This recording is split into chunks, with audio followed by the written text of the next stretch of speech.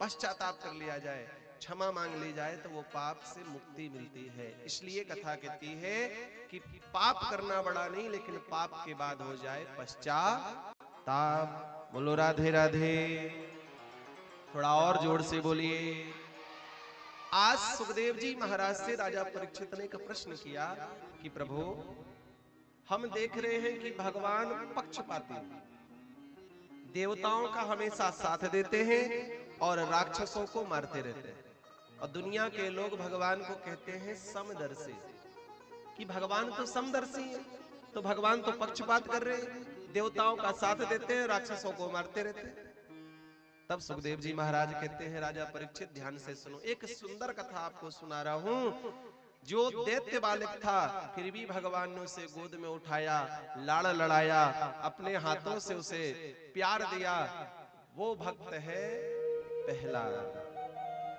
सुंदर कथा वर्णन करते कि जब से भगवान ने वाराह रूप धारण करके हिरण्याक्ष का वध किया, उसी टाइम से हिरण्यकश्यपु भगवान का कट्टर वैरी बन गया, दुश्मन बन गया।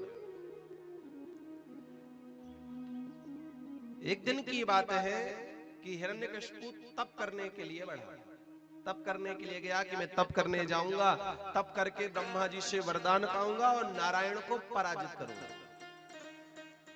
तप करने के लिए गया, जिस वटवृक्ष के नीचे बैठा था तप करने के लिए, वहां पर एक तोता बैठा हुआ था, सुक बैठा हुआ था। उसने कहा नारायण नारायण, ऐसा शब्द बोला। इसको लगा अपशगुन हो गया। क्या अपशगुन हो गया? कि मेरे शत्रु का नाम ले लिया।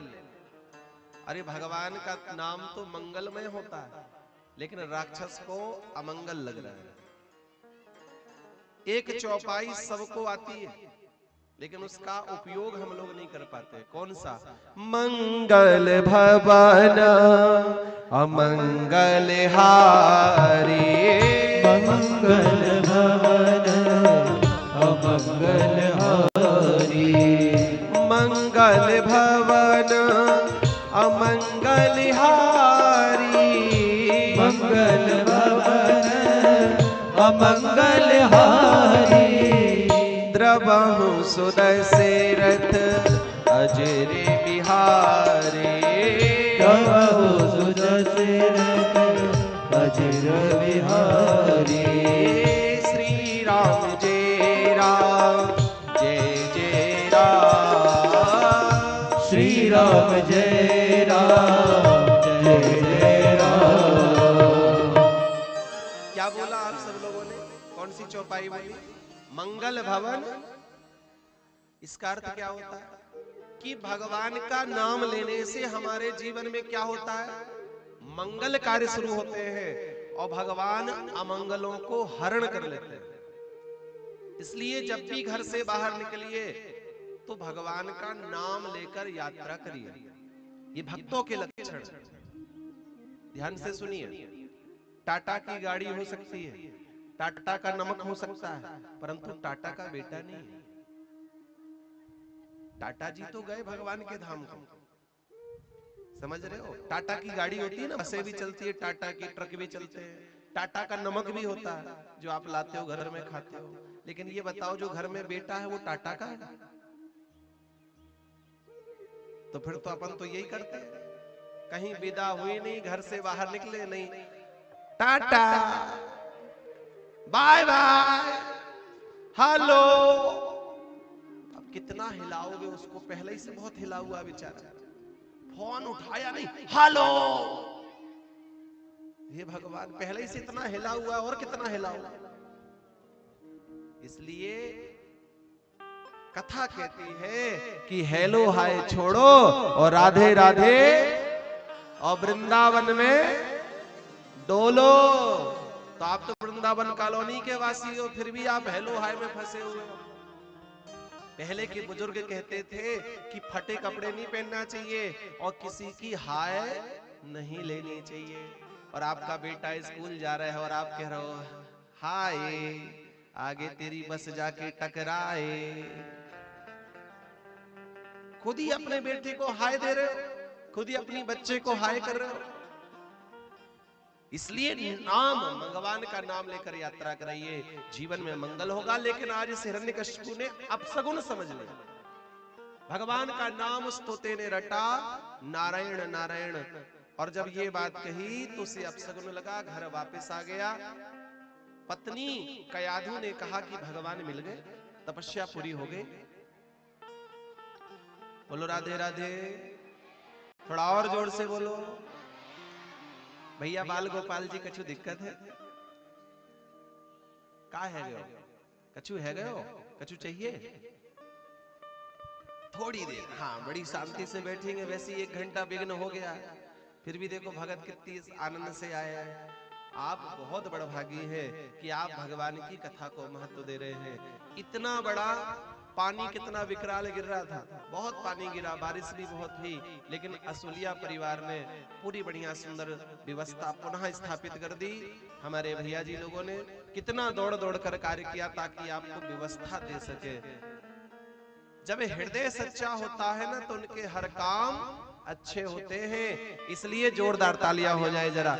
पुनः व्यवस्था को बना दिया। इतना विकराल पानी गिरा, लग रहा था आज कथा होगी भी नहीं, मुश्किल हो जाएगा, लेकिन भगवान भी साथ है। और जब भक्त और सेवादार, सेवा करने वाले जब अच्छे हों तो अपने आप कार्य संपन्न होने लगता है।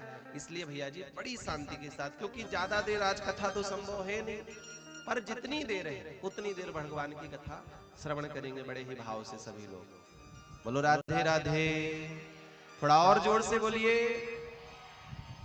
तो कयाधु ने पूछा कि भगवान मिल गए, तपस्या आपने कर ली? तब वह हिरण्यकशिपु कहता है, नहीं नहीं, मुझे भगवान नहीं मिले, आज एक अपसगुन हो गया। एक तोते ने नारायण नारायण कहा, इसलिए मैं तप करने कल से जाऊंगा। पहली बार पत्नी कयाधु ने देखा कि पहली बार मेरे पति के मुख से भगवान का नाम निकला। आज कयाधु ने बार बार अपने पति के मुख से भगवान का नाम रटाती रही। हर समय जब मिलती, जब टकराती, क्या बोला था तोते ने? नारायण नारायण। क्या बोला था तोते ने? नारायण नारायण। भगवान का नाम लिवाती रही। उसी रात्रि में कयाधु गर्भवती हुई और तप करने के लिए हिरण्यकशिपु तो चला गया, लेकिन इंद्र आया चुराने के लिए कयाधु को, क्योंकि ये मेरे शत्रु को जन्म देगी। नारद जी ने क्षमा करवाया, उधर से छुड़वाया है कयाधु को, आश्रम में ले गए, सुंदर सत्संग करवाने लगे, भजन करवाने लगे, कीर्तन करवाने लगे।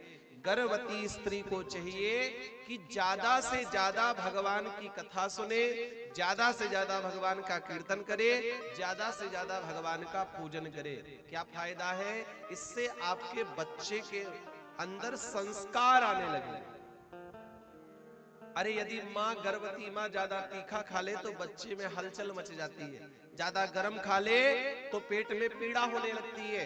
इसलिए आज कयाधु माँ सत्संग कर रही है, भगवान का भजन कीर्तन कथा सुन रही है, और वहां हिरण्यकशिपु ने कठोर तप किया, इतना कठोर तप किया कि पूरे शरीर में दीमक लग गई, इतना कठोर तप किया। ब्रह्मा जी प्रकट हुए, ब्रह्मा जी ने कहा वरम ब्रूयात, वर मांगो। तब कहने लगा, महाराज यदि आप मेरी तपस्या से प्रसन्न हो तो मुझे अमर बना दो। ब्रह्मा जी ने कहा, भैया अमर तो मैं भी नहीं हूं, इसके अलावा जो मांगेगा तुझे दूंगा। तब तो हिरण्यकशिपु ने वरदानों की झड़ी लगा दी। ना दिन में मरू, ना रात में मरू, ना ऊपर मरू, ना नीचे मरू, ना अंदर मरू, ना बाहर मरू, ना अस्त्र से मरू, ना शस्त्र से मरू। अरे ब्रह्मा जी, आपकी बनाई हुई सृष्टि में किसी भी जीव से ना मरू, 12 महीने में ना मरो। ब्रह्मा जी ने कहा, बस कर भैया, कितना मांग रहा है, कितना मांगेगा, अब तो रुक जा। ब्रह्मा जी ने कहा, तथास्तु तथास्तु कहकर वरदान देकर ब्रह्मा जी चले गए। इसे लगता है कि मैं तो अमर हो गया। और यहाँ पर कयाधु के गर्भ से एक पुत्र ने जन्म लिया। 3 बेटे पहले से थे, अहलाद, अनुलाद, सहलाद, और चौथे हुए भगवान के भक्त प्रहलाद। भक्त वत्सल भगवान की जय हो। छोटे थे लेकिन गुणों में बहुत मोटे थे, बहुत मोटे थे। क्यों? क्योंकि कयाधु माँ ने हमेशा भगवान का कीर्तन किया, सत्संग किया। आज उस बच्चे ने गर्भ में ही सारी चीजें श्रवण कर ली। इसलिए मैया निवेदन करूं आपसे माताओं बहनों कि आप यदि गर्भवती हो तो ज्यादा से ज्यादा आप भजन पूजन किया करिए।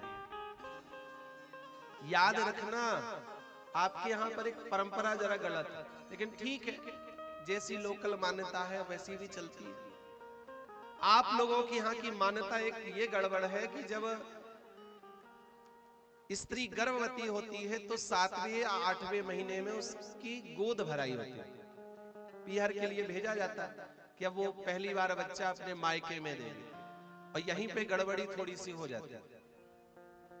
बहू यदि मायके चली गई तो छूट पूरी मिलने वाली, क्योंकि भाभी जी घर में होंगी, मम्मी जी घर में होंगी, तो बहू रानी, जो वो बहू रानी यहाँ ससुराल में थी, वो घर में जाके बिटिया बनेगी। अब बिटिया बन जाएगी तो कुछ काम करने वाली तो है नहीं, आर्डर चलाएगी, मम्मी क्या हुआ, मेरी जीभ लप लप कर रही है, काय के लिए, समोसा खाने के लिए। अब बताओ, हरी वाली चटनी के साथ लाना मम्मी। अब गर्भवती है और लप लप कर रही है जीभ समोसा खाने के लिए, मम्मी क्या हुआ, गर्मी बढ़ गई, बर्फ का पानी पीना है, वो प्याला पी रही है, पैक पे पैक मारी जा रही है। अब बच्चे में यही तो संस्कार आएंगे। अरे जो ईंट सांचे में ढाल दी जाती है, फिर आप कितना भी प्रयास करो वो सीधी होने वाली। आपने भी अपने गर्भ में बच्चे को जैसे संस्कार दे दिए उस समय, वो उसमें आ जाएंगे। बहुत सारे ऐसे बच्चे हमें मिले कथा में, छोटे छोटे से बच्चे मिले, 1.5 2 साल के। अभी हमारी सिमरोल में कथा थी पठान पिपलिया में, वहां पे भैया जी एक थे, रेंज ऑफिस के बढ़िया बड़े अधिकारी थे, उनकी छोटी सी बिटिया, ज्यादा नहीं 2 से 2.25 साल की, इतना बोलती है, इतना बोलती है, इतना बोलती है कि बड़े बड़े भी बच्चे नहीं बोल पाई, इतनी सुंदर बात करती है। हम उनके घर गए, लोग ले जाते हैं बैठाने के लिए, बुलाते हैं, उनके घर गए तो इतने प्रश्न किए उसने, इतने प्रश्न किए, हम तो ऊपर से नीचे तक देख रहे कि ये बड़ी कितनी, उम्र कितनी है इसकी। उन्होंने कहा 2 से 2.25 साल की। हमने उनकी मम्मी से पूछा आपने किया क्या था, इतना बोलती क्यों है?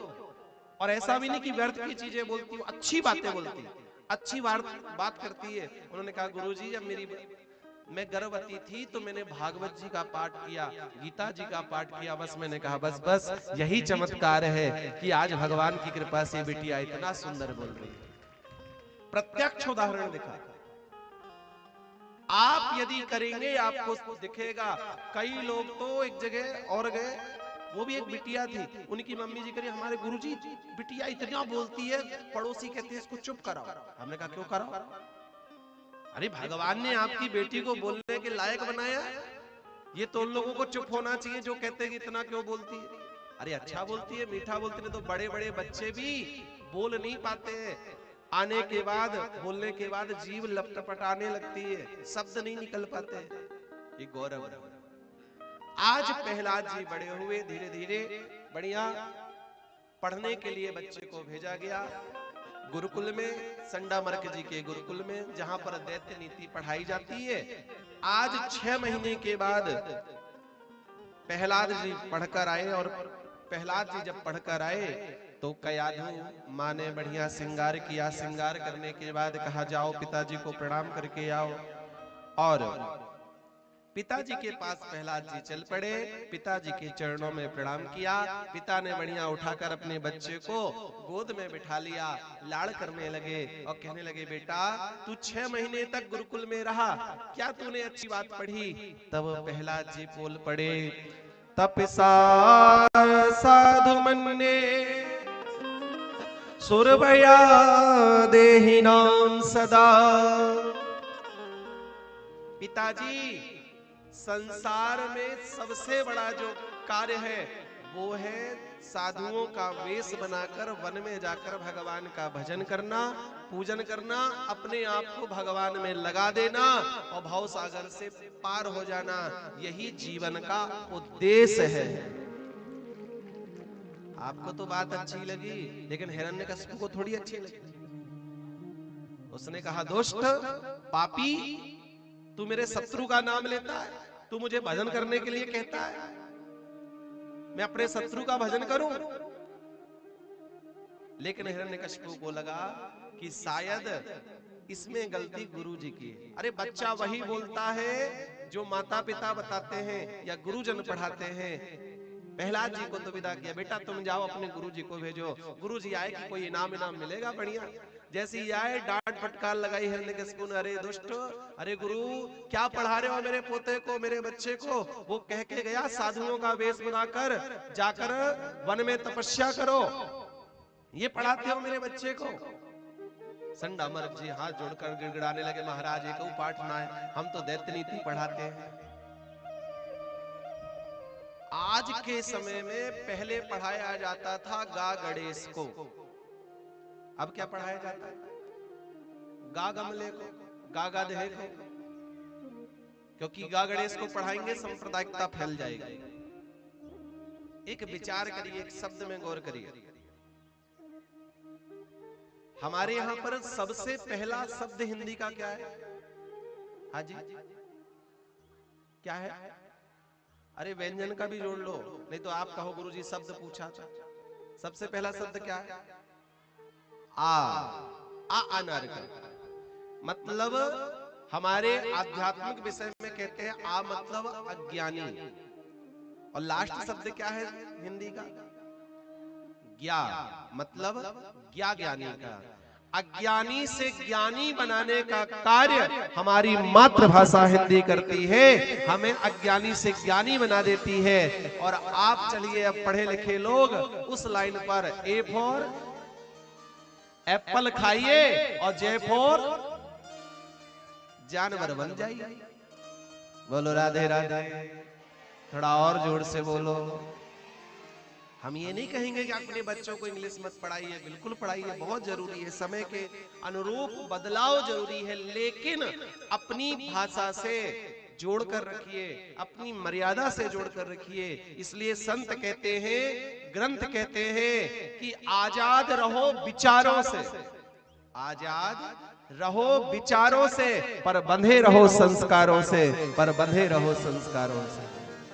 विचारों से आजाद रहना चाहिए, छूट है, लेकिन संस्कार नहीं